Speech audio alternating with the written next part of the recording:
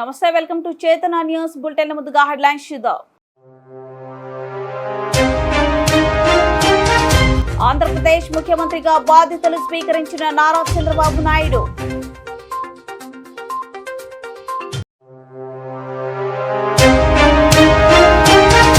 ఎమ్మెల్సీగా పదవి స్వీకార ప్రమాణం చేసిన తీన్మార్ మల్లన్న.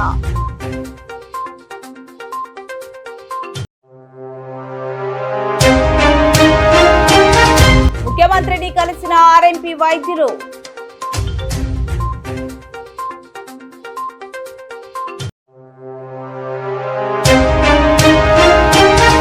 కేంద్ర మంత్రిగా బాధ్యతలు స్వీకరించిన బండి సంజయ్.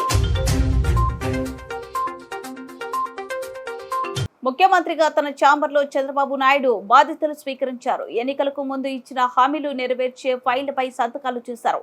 మెగా డిఎస్పై తొలి సంతకం, ల్యాండ్ టైటిలింగ్ యాక్ట్ రద్దుపై 2వ సంతకం, పింఛన్ను 4,000కు పెంచే దస్త్రంపై 3వ సంతకం, అన్న క్యాంటీన్ల పునరుద్ధరణపై 4వ సంతకం, స్కిల్ సెన్సేషన్ పై 5వ సంతకం చేసిన సీఎం చంద్రబాబు.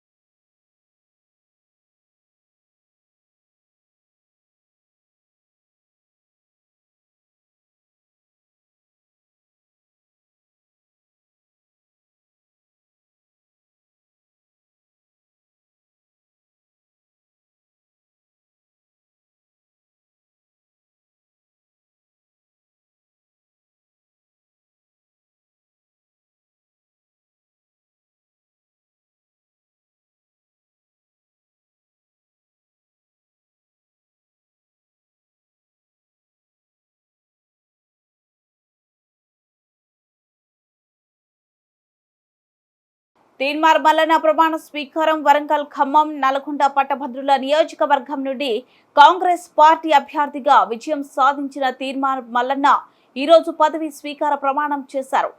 శాసనమండలి చైర్మన్ గుత్తా సుఖేందర్ రెడ్డి, రాష్ట్ర కాంగ్రెస్ పార్టీ పరిశీలకురాలు దీపాదాస్ మున్షి, నల్గొండ పార్లమెంటు సభ్యులు చామల కిరణ్ కుమార్ రెడ్డితో పాటు పలువురు నాయకులు ఈ కార్యక్రమంలో పాల్గొన్నారు. ఆర్ఎంపీ, పీఎంపీ వైద్యులు గురువారం రాష్ట్ర ముఖ్యమంత్రి రేవంత్ రెడ్డిని కలిశారు. ఆర్ఎంపీ, పీఎంపీ అసోసియేషన్ తరపున వినతి పత్రం అందజేశారు. అన్ని సమస్యలపైన వివరించారు. ముఖ్యమంత్రి తక్షణమే స్పందించి చీఫ్ సెక్రటరీకి ఆర్ఎంపీ, పీఎంపీల పైన టీఎంసీ దాడులను అరికట్టాలని, వీలైనంత తొందరలో ఆర్ఎంపీలకు సర్టిఫికెట్ ఇచ్చే విధంగా చూడాలని ఆదేశించారు. ఈ కార్యక్రమంలో రాష్ట్ర అధ్యక్షులు హనుమంతరావు, నల్గొండ జిల్లా అధ్యక్షులు శ్రీనివాసరాజు, వ్యవస్థాపక అధ్యక్షులు డిఎస్ఎన్ చారి, సూర్యాపేట జిల్లా నుండి అధ్యక్షులు చెన్న కిష్టయ్య, ప్రధాన కార్యదర్శి కందికంట్ల లక్ష్మయ్య గౌడ్, జిల్లా ఆర్గనైజర్ సెక్రటరీ శంకర్ పాల్గొన్నారు. గ్రామీణ వైద్యుల తమ పరిధికి మించి వైద్యం చేయవద్దని నాయకులు విజ్ఞప్తి చేశారు. కేంద్ర హోంశాఖ సహాయ మంత్రిగా బండి సంజయ్ బాధ్యతలు స్వీకరించారు. సరిగ్గా 11 గంటలకు నార్త్ బ్లాక్ లో కేంద్ర హోంశాఖ సహాయ మంత్రిగా బాధ్యతలు తీసుకున్నారు. పదవి బాధ్యతల కార్యక్రమానికి హాజరై వేద మంత్రోచ్చరణాలతో బండి సంజయ్ కు జగద్గురు శంకరాచార్య, హంపి విరూపాక్ష విద్యారణ్య పీఠాధిపతులు శ్రీ శ్రీ శ్రీ విద్యారణ్య భారతి స్వామిజీ ఆశీస్సులు అందజేశారు. బండి సంజయ్ కు సహచర మంత్రి నిత్యానందరాం పూల బొకే అందించి అభినందనలు తెలిపారు. భద్రత కారణాల రీత్యా కార్యకర్తల అట్టహాసం, నాయకుల సందడి లేకుండా అత్యంత నిరాడంబరంగా ఆయన బాధ్యతలు తీసుకున్నారు. అంతకుముందు తన అధికారిక నివాసంలో బండి సంజయ్ ను కలిసిన శుభాకాంక్షలు తెలిపేందుకు బీజేపీ నాయకులు, కార్యకర్తలు తెలంగాణ నుండి భారీగా తరలివచ్చారు.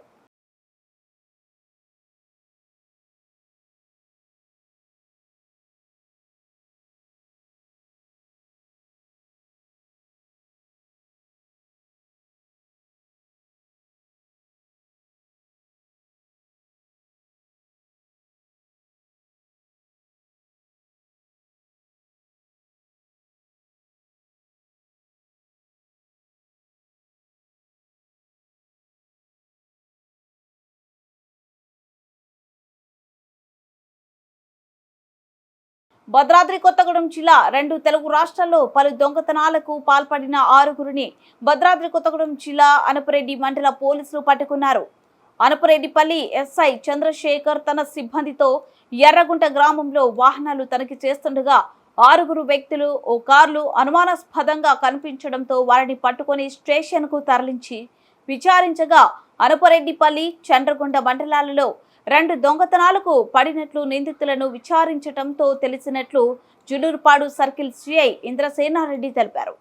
నిందితులు గతంలో ఆంధ్రప్రదేశ్ రాష్ట్రం గుడివాడ పోలీస్ స్టేషన్ పరిధిలో దొంగతనాలకు పాల్పడి జైలు జీవితం కూడా అనుభవించినట్లు విచారణలో తేలిందని సిఐ తెలిపారు. అయినా కూడా నిందితుల్లో మార్పు రాలేదని మళ్లీ దొంగతనాలకు పాల్పడుతూ పట్టుపడ్డారని ఆయన వెల్లడించారు.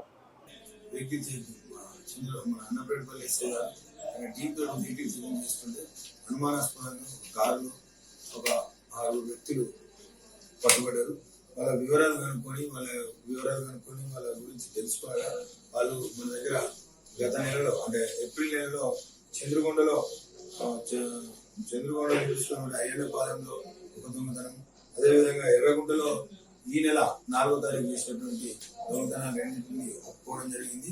వాటిలో సంబంధించి 2 క్రైమ్లకు సంబంధించి ఒక దానిలో 97,000కు సంబంధించిన 97,000 రూపాయల సొత్తు కలిగినటువంటి 16 గ్రాముల బంగారాన్ని, అదేవిధంగా మన చంద్రగొండలోని అయ్యన్నపాలెం 15 గ్రాములు 37,500 రూపాయల వరకు విలువ కలిగినటువంటి రెండింటికి సంబంధించినటువంటి వస్తువులను మనకు వాళ్ళ దగ్గర నుంచి మనం స్వాధీనం కూడా చేసుకోవడం జరిగింది. అదేవిధంగా విశాఖపేటకు చెందినటువంటి ఒక బైక్ కూడా వాళ్ళు పట్టుకొని వచ్చేసి ఇక్కడ దాచి మళ్ళీ తిరుగు ప్రయాణంలో బైక్ తీసుకొని పోదామనుకునే క్రమంలో దాన్ని కూడా సీజ్ చేయడం జరిగింది. తర్వాత వీళ్ళ గత నేర చరిత్ర చూసుకున్నట్టయితే వీళ్ళు గుడివాడలో ఇంతకుముందు కూడా వీళ్ళ మీద కేసులు అనేటువంటివి ఉన్నవి.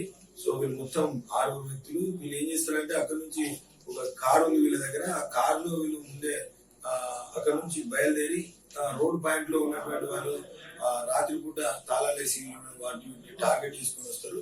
వచ్చిన ఆ క్రమంలో ఎక్కడైతే వీలైతుందో అక్కడ ఇల్లు సంబంధించి చేయడం జరుగుతుంది. అదే మాదిరిగా మన దగ్గర చంద్రగొండ మరియు అనపరెడ్డిపల్లి 2 మండలాల్లో ఈ 2 క్రైమ్లను చేసినట్టుగా వాళ్ళు ఒప్పుకున్నారు. సో వాళ్ళని మనం రికవరీ కూడా అయిపోయింది వాళ్ళ దగ్గర నుంచి. తర్వాత మనం వాళ్ళని ఈరోజు రిమాండ్ పంపడం జరుగుతుంది. ఖమ్మం కలెక్టర్ కార్యాలయంలో విద్య మరియు సాగునీటి పారుదల శాఖల ప్రగతిపై సమీక్ష నిర్వహిస్తున్న డిప్యూటీ సీఎం భట్టి విక్రమార్క, హాజరైన మంత్రులు నాగేశ్వరరావు, పొంగులేటి శ్రీనివాసరెడ్డి, ఎంపీ రఘురామిరెడ్డి, జిల్లా కలెక్టర్, ఇతర అధికారులు. Deputy CM Bhatti Vikramarka comments. ప్రపంచంతో పోటీపడే విధంగా ఖమ్మం జిల్లాను అద్భుతంగా అభివృద్ధి చేయాలనే లక్ష్యానికి అనుగుణంగా జిల్లా యంత్రాంగం పనిచేయాలి. ఉద్యోగులు పారదర్శకంగా జవాబుదారీగా వ్యవహరించాలి. వ్యవసాయ ఆధారితమైన ఖమ్మం జిల్లాలో వ్యవసాయాన్ని బలోపేతం చేసుకోవడం వల్ల ఆర్థిక వనరులు పెరుగుతాయి. వ్యవసాయానికి కావలసిన సాగునీరు అందించే ప్రాజెక్టులను త్వరితగతిన పూర్తి చేసుకుందాము. జిల్లాలో ఉన్న సాగునీటి ప్రాజెక్టుల ప్రగతి, వాటికి కావలసిన నిధులు పూర్తయ్యే గడువు తదితర అంశాలపై లోతుగా సమీక్ష చేసుకుందాము.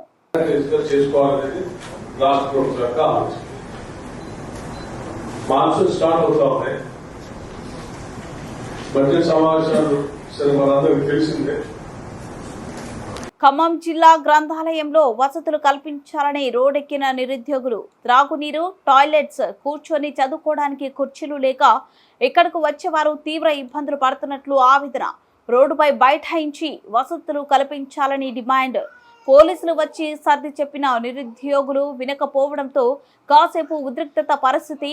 పోలీసులు అరెస్ట్ చేస్తామని హెచ్చరించడంతో వెనక్కి తగ్గి ఆందోళన విరమణ.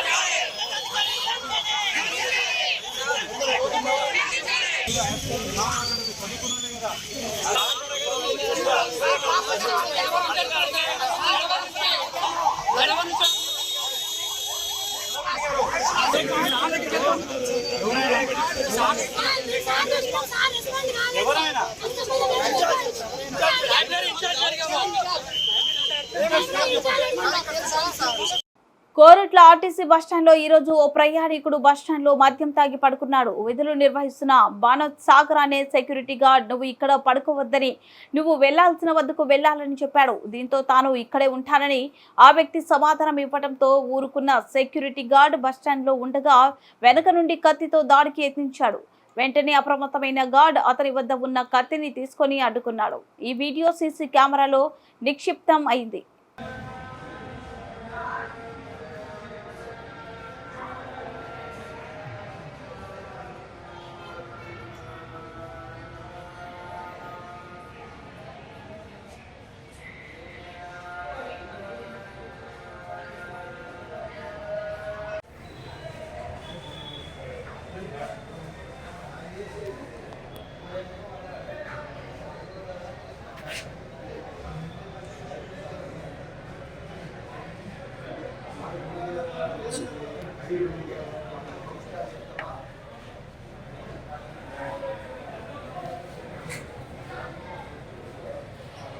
చేత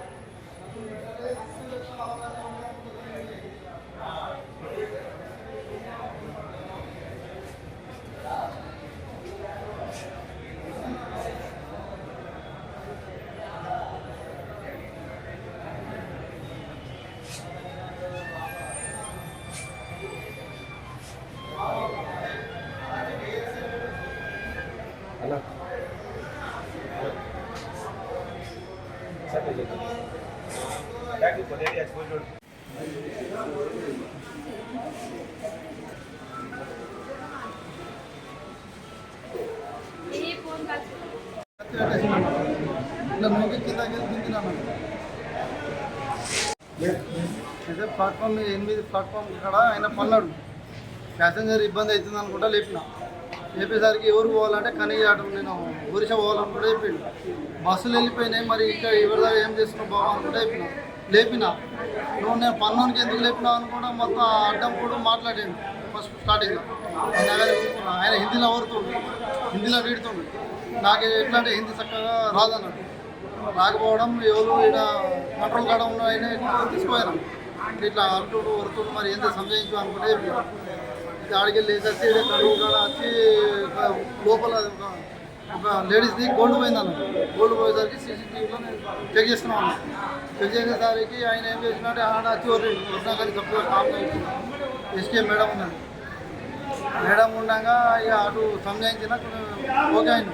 బయట పోయి తాగొచ్చి ఆడ నేను అంత ప్యాసింజర్ ఎక్కిస్తున్నాను. ఎక్కించేసరికి ఆడ వెనకకి వచ్చి ఇట్లా రప్ప పెట్టుకొని ఇట్లా కత్తి పెట్టేసిండు అన్న. ఇట్లా ముగ్గేసరికి వీడ తాగింది, వీడ తాగింది విషయం ఇది. పెట్టింది లేదు, కొట్టింది. హైదరాబాద్ లో మంత్రి పొన్నం ప్రభాకర్ నివాస కార్యాలయంలో మంత్రి పొన్నం ప్రభాకర్ ని కలిసిన పద్మశ్రీ అవార్డు గ్రహీత ప్రముఖ జానపద కళాకారుడు మొగలయ్యను సత్కరించిన మంత్రి పొన్నం ప్రభాకర్.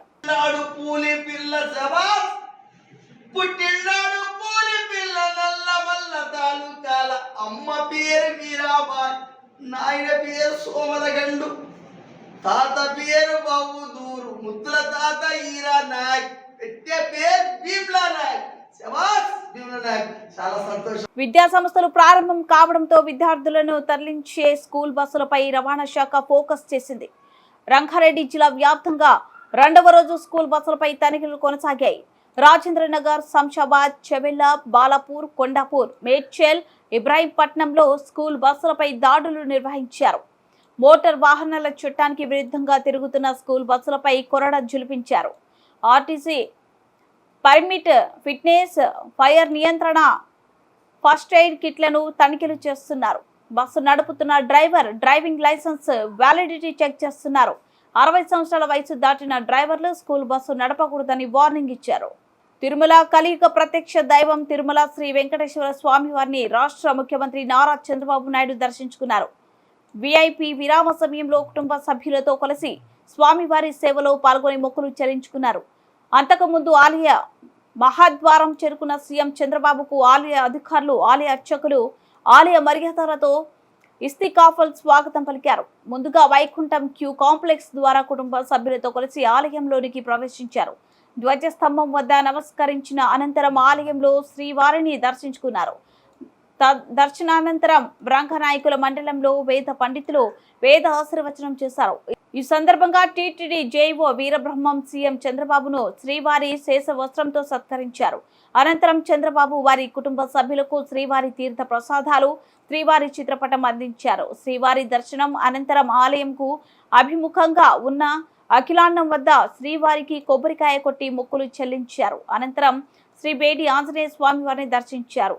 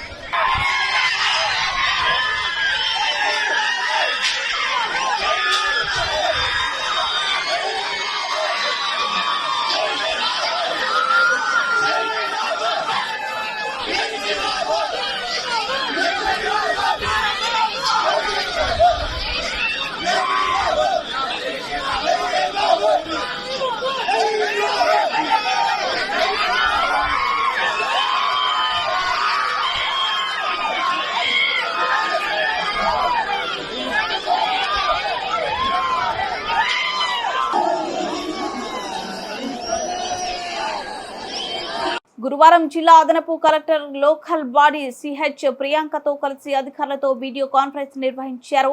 ఏ ప్రభుత్వ శాఖకు చెందిన వారైనా నిబంధనల మేరకు విధులు నిర్వహించాలని, ఎవరికి ఎటువంటి మినహాయింపులు లేదన్నారు. కలెక్టరేట్ కార్యాలయంలోనే అవుట్సోర్సింగ్ సిబ్బంది తమకు కేటాయించిన విధులను సమయపాలన పాటిస్తూ పనిచేయాలన్నారు. విధుల పట్ల అంకిత భావంతో పనిచేయాలని తెలిపారు. సక్రమంగా పనిచేసే వారిని ప్రోత్సహిస్తామని, విరుద్ధంగా వ్యవహరిస్తే శాఖపరమైన చర్యలు చేపడతామన్నారు. జిల్లా కలెక్టరేట్ కార్యాలయంలో ఒక అవుట్సోర్స్ ఉద్యోగి విధులకు హాజరు కావడం లేదని జాయింట్ కలెక్టర్ పరిశీలనలో వెల్లడి కాగా, ఆ శాఖకు చెందిన జిల్లా అధికారికి సోకచ్ నోటీసులు ఇవ్వడం జరిగిందని, ఏ అధికారిని ఉపేక్షించేది లేదని, ఇక నుండి జిల్లాలో ఆకస్మిక తనిఖీలు నిర్వహిస్తామని, అన్ని శాఖల సిబ్బంది అంకిత భావంతో పనిచేయాలని కలెక్టర్ తెలిపారు.